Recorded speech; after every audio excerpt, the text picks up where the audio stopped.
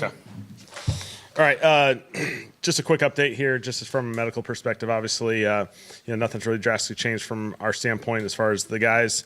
The one to note, so I can talk to you guys about this, is Chris had a illness come up, so he did not practice today.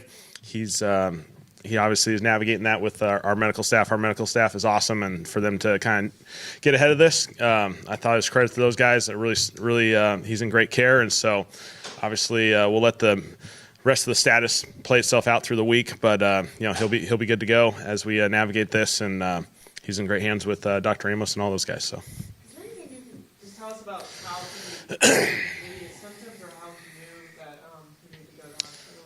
Yeah, I think it's just working with our medical staff and Dr. Amos and going through that process with those guys, and then them just going through their procedure as far as identifying what could be the best solution for Chris. And so obviously, I think the main outlook of this thing is these guys are awesome. They get ahead of things. Obviously fortunate for Chris that they're able to get ahead of this and identify something and make the necessary steps to build a plan moving forward. So this was like an early detection thing where you're not a lot of long-term concern with this? Obviously, we'll let the whole process go through the course there as far as with Dr. Amos and all those guys. But obviously, I think they obviously do feel like they're ahead to this to some degree. All good? All right. Or else you guys not.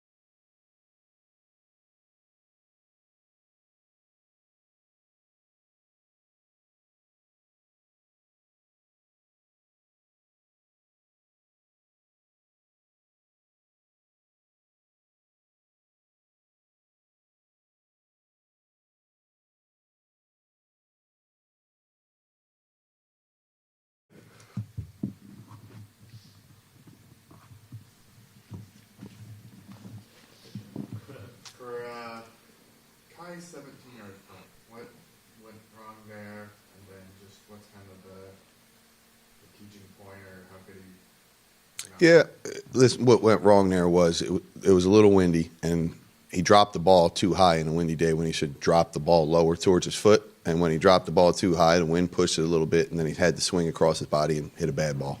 So learning point is windy days, we got to hold the drop longer.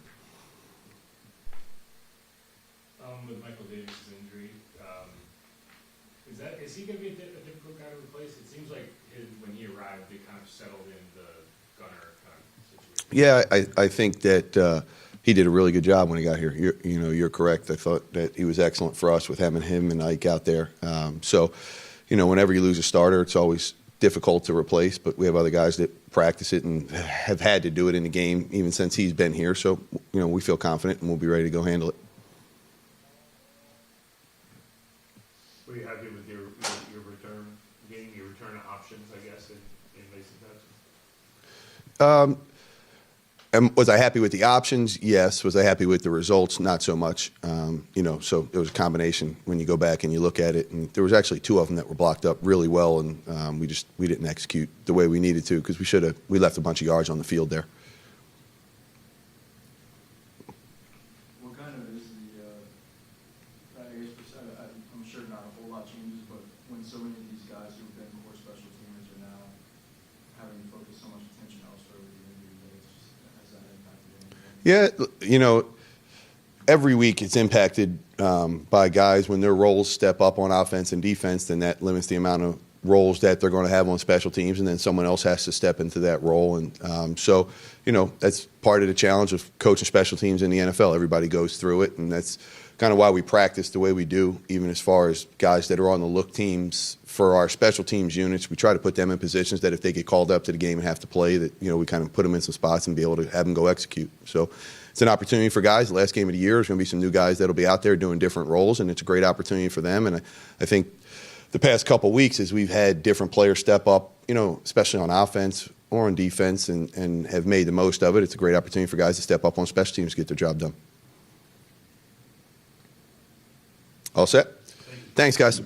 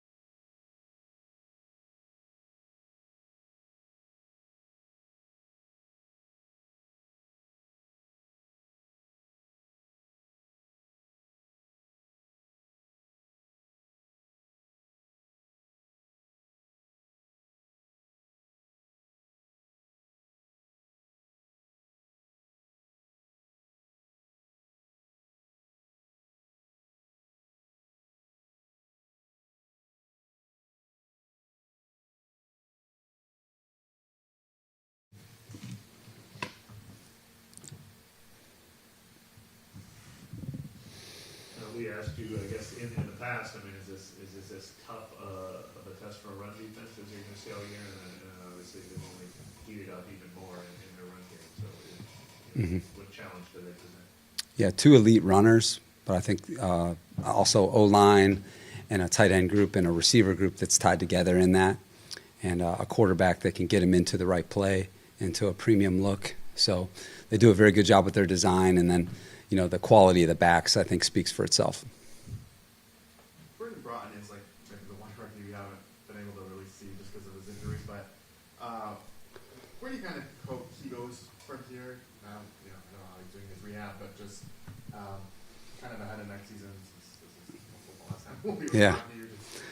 Well, he was a real bright spot for us in the draft. I know it's been a long time since you guys got to see him play, but if you go watch his snaps against San Fran, you will see the quality on the silent tape against the number 1 seed right now in the NFC. You guys know the respect I have for Kyle and that group offensively, and I think the way that Vernon played in that game should give us a lot of optimism about getting into the offseason and having a full offseason with him to pour into his game. So we're excited about coaching him. And then he says, I realize you have 2 starters already with Warner and Davis, but has he developed to the point where you could see him being a starter in the future, or like does his play now match like starter level play? Yeah, Matthew. I think he matches starter play right now. We feel very confident in him, and his play has reflected that. Our confidence in him in that way. And I thought last week was a good exposure for him at the end of the game when DeMario had to step out there, and Danny jumped right in and did what he does all the time in practice, which is show the command, show the poise. We needed it in that situation, is to show the poise to finish a 2-minute drill. And so his play has continued to improve. How did y'all have to adjust communication when DeMario went out? Like, how was that process? Yeah, we had to call one play the high school way from the sideline. And then once that play was over, we were kind of able to switch the helmets and do it the NFL way. But felt like old times there for a second. Is that what the timeout was for? Yeah. Also because we aren't going to be able to talk to you. Do you expect to be part of the coaching cycle this offseason, and is that something you would want? Our focus right now is on Atlanta and what's in front of us, and just staying in the present. And that's been our mission the whole year, is to just work inside out. And that's what's going to be our plan here till we're finished. Veteran answer. But again, you're probably not going to answer this, but is being a head coach again someday a goal down the line? Or? Definitely a dream of mine. It always has been. And with that said, I think I'm living a dream right now. I think, being the Saints defensive coordinator is one of the top jobs in the NFL. And I'm very lucky to be here, and I love this franchise. Drake didn't play in the last matchup. How does his skill set just add the challenges to that offense? Yeah, lots of them. He does a great job at that position. I've got a ton of respect for how he plays the position because he's a very complete receiver. I think much like Nakua operates for the Rams, I think that's really, Drake has operated like that for them. And, I think every year his NFL career, he's improved.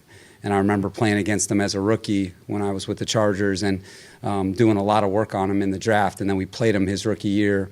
And I just know he's wired the right way. He blocks as well as any receiver in the league that's a good player, a premium receiver. And then I think his route tree, he can run routes from the slot. He's a good outside receiver. They really go to him on the possession downs. He's a really good red zone target, and he had a lot of good red zone production for them before he got hurt. So, he's one of these up-and-coming guys in the league, and now that he's back, he just adds a huge dimension to their offense. How much do you think Kirk has kind of added to, that they're really in a stride, and it kind of happened when he took over at quarterback? And how much has that contributed to maybe them figuring out some things? Yeah, I think that's a good observation. I think his command and his experience really show up, and then just how fast he's playing. I think they're able to, offensively, there's no limits to what they can do structurally with him. And then his key diagnose of the defense, I think, gets him into the right play. And then post-snap, he's just seen so much. I think he's making really good decisions with the football, which is keeping them on track. And then he's doing such a good job of just distributing to the playmakers. And even with Drake out, I think just getting the ball to Pitts and getting the ball to the running backs, he's just spreading the ball around like good players do and just giving them a real chance to win every game. And he's playing very well. Thought he played a quality game the other night, just taking care of the ball, making the throws when he needed to. But again, it's just how they're operating with him. There's a lot of little things within the game plan that I think that he can do for them that really gives them, a chance to be successful. From your perspective, defensively, looking at offenses, has the value of the run game cycled back a little bit, over the last 4 or 5 years? Nick, I believe so. I think coming from the college game, they defend a lot less runs, and the style of runs are completely different than the NFL. And so the way the rules are in the offseason and in training camp from a contact perspective, it challenges your fundamentals. It challenges your ability to fit these runs and then finish them. And then I think, with a lot younger quarterbacks coming in the league, I think people are trying to feature the run game to help, these young players at the position. And then I think what the best play callers do, and you can just name one, is they tie the run game to the pass game. to make the whole offense harder to defend. But, running the ball helps you in the takeaway margin because turnovers are really hard to come by on runs. They come a lot more on passes. So, I think you're seeing that element, and then just getting control of the game. The run game helps the O-line, helps the play caller, helps the quarterback, and then it forces the defense to do two things that passes don't, which is you have to defeat a block and you have to tackle on every run. That doesn't happen all the time on a pass. I think that it's definitely changed. There's definitely been a shift, and it's noticeable. And I think the top offenses in the league, if you just look at the top ones, they're operating in a real premium way in the run game. It may not exactly be the same style, but there definitely is the marriage of the run and the pass. Some of this is a response to personnel packages teams are running to, right? Yeah. Want to get speed, smaller guys in the field, and you can add that, but Yeah. 13 personnel and Yeah, you quiet it all down. Yeah, you calm it down, you quiet it down, you simplify things, and I think that there's definitely been that strategic element as well. Is just you can clean the picture up a little bit more for the offense that way. But again, I think what you're seeing is just that the advantage of playing a complementary game when the defense can't always say it's a pass, giving them that indecision. John Fox told me the hardest thing for a defense is to know if it's a run or a pass.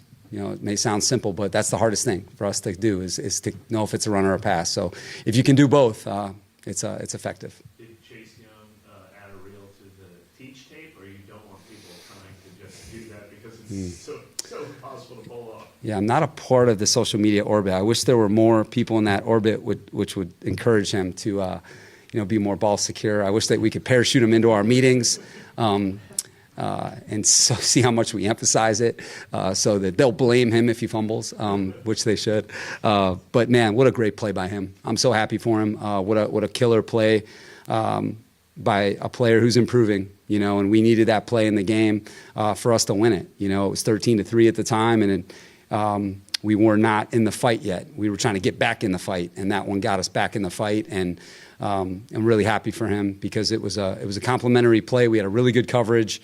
Carl did a good job on the front side. He came on the back side, and he didn't just make a play. He made a big play. A sack would have just been a sack, but for him to go strip sack, take it, that's that next step, that we got to keep searching. And now we just got to have him do it in the run game. How do you think the defense as a whole handled the play extension? Because in camp, it's time to throw it over 4 seconds, just obviously just extending. How do you think that? Yeah, there were some times where we're in base defense and they've got like a 7 or 8 man protection versus 4, and there's going to be some extension. I thought what was significant is the play extension didn't hurt us in that game. I think that's a bigger story than how long he had to throw, is that the play extension didn't hurt us in that game. And so I felt like our guys did a good job putting a roof on the top shelf of the coverage. As you guys saw, he's a hell of a player. There's so much creativity in his game, and man, he's going to be a handful for the years to come. He made some throws there, even the one that didn't count. I mean, you talk about a highlight throw. So it's great. I mean, all the good players that we have to defend nowadays, they have that element, and he certainly challenged us the other day. And I thought our guys, were up to the task, but he's a handful. Did that extension take some time to figure out too? Because the disparity between the first half and the second half is limited the explosives. Yeah, our first half, Matthew, we just was Saints beating the Saints in the first half, and we needed to execute better, and from a communication standpoint and from a technique standpoint. And then in the second half, we played, our brand of football, and it tightened up for sure. But against players like that, you're going to have to make adjustments, and I thought that we did a good job of that. But hopefully we can avoid some of that need for, the catch-up moving forward. Is this last game with Atlanta kind of like the ideal of the level of disruption you'd like from that role and from him in particular? Yeah, Nick, I thought it was a tale of two halves. I really thought his second half, for sure. I thought the second half, the quality was there. And he made a big difference in us winning that game. Even on Chase's play, he had a great block on that play, which was huge, that goes unnoticed. But when Alante's had the quality, we've been, at our best, for sure. And so he's provided us a lot of playmaking in the run game. in zone defense and in man-to-man defense. And then you've seen the blitzing element too. So we're much better when he has that complete game. And I mean, he was very productive, especially in that second half.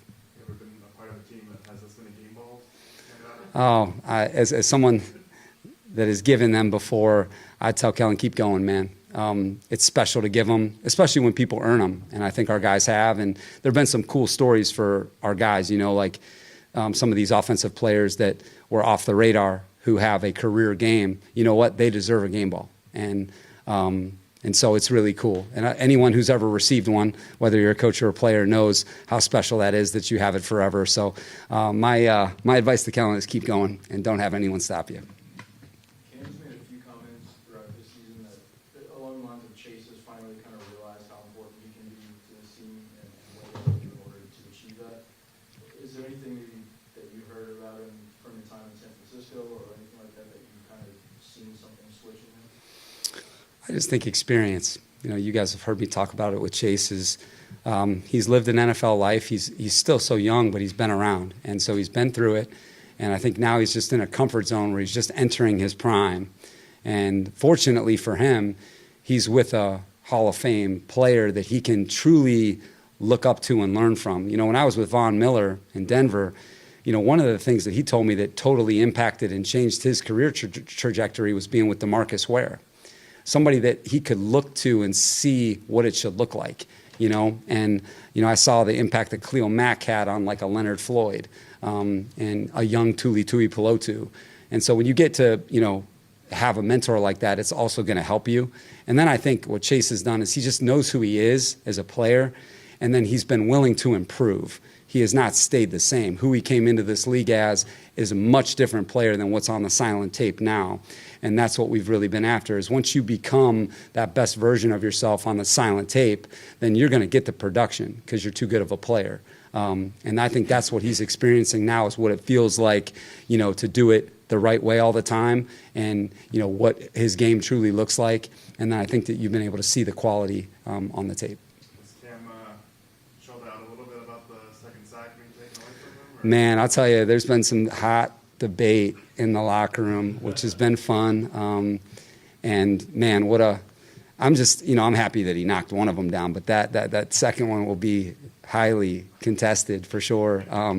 You know, because, you know, these are meaningful sacks, guys.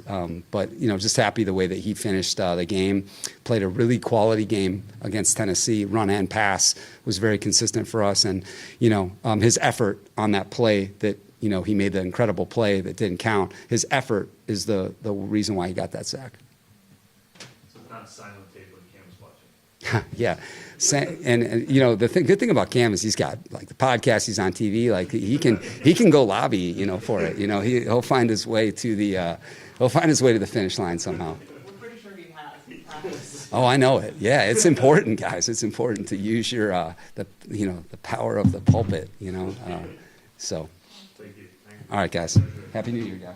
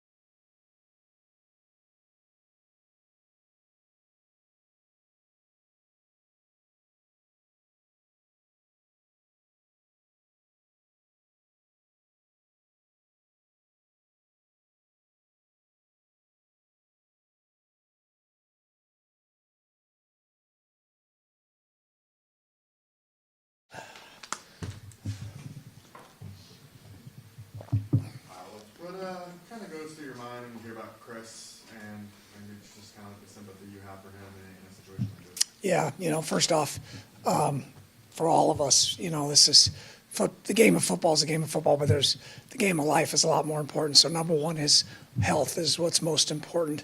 And then you think about once, that his health's going to be fine.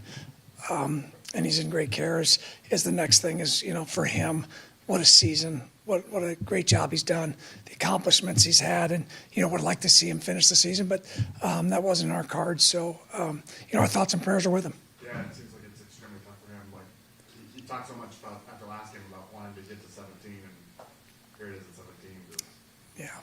So, it's, as they say, that's life, but obviously, love Chris, love his season he's had and everything he's done for us. We're all with him.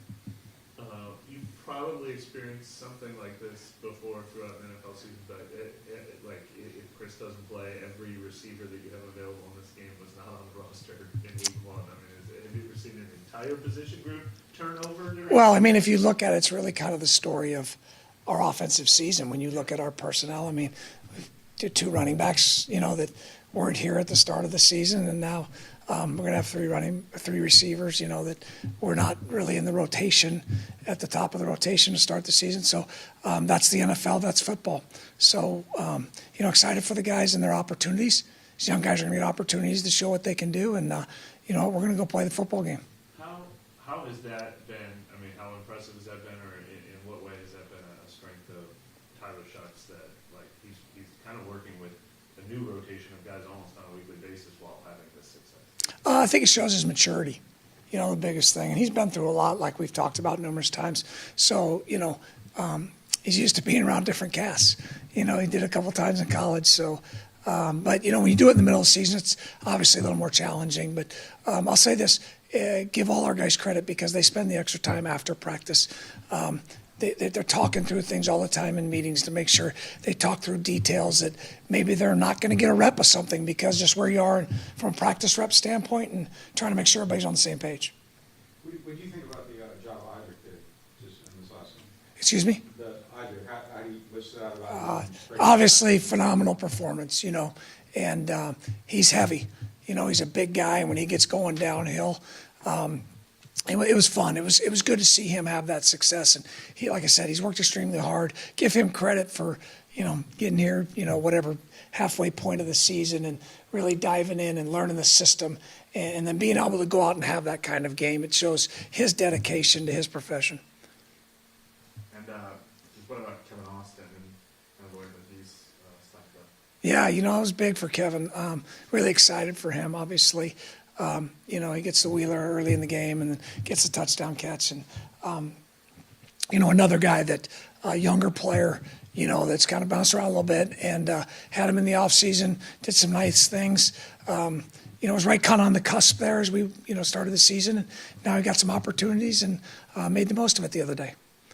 Is there something about, game situation that he's, I don't know, you hear this thing about, practice versus game, is he a gamer?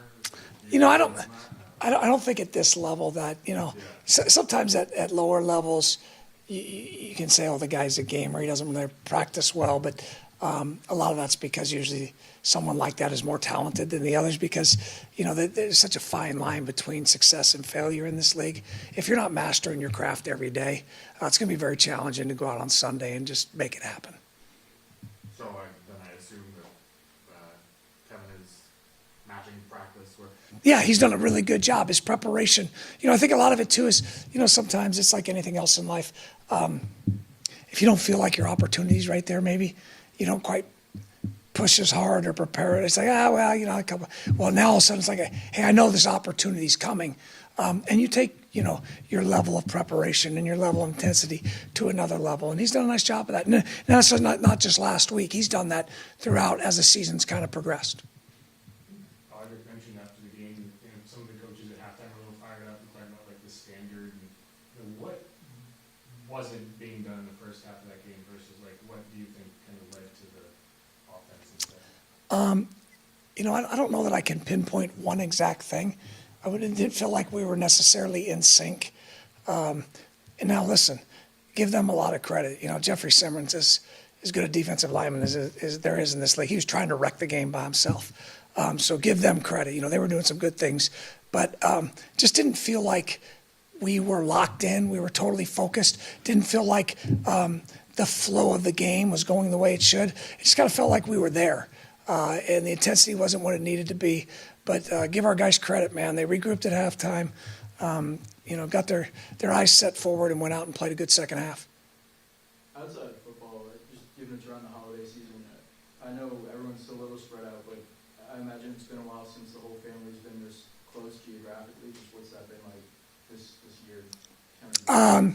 You know, it's been special. Obviously, anytime, you know, this career path-wise, haven't been with the family, like you said, a lot, and to be close to them, to get to spend Christmas Day with them, that's special. So never take that stuff for granted. Thanks, guys. Appreciate everything all year. I suppose they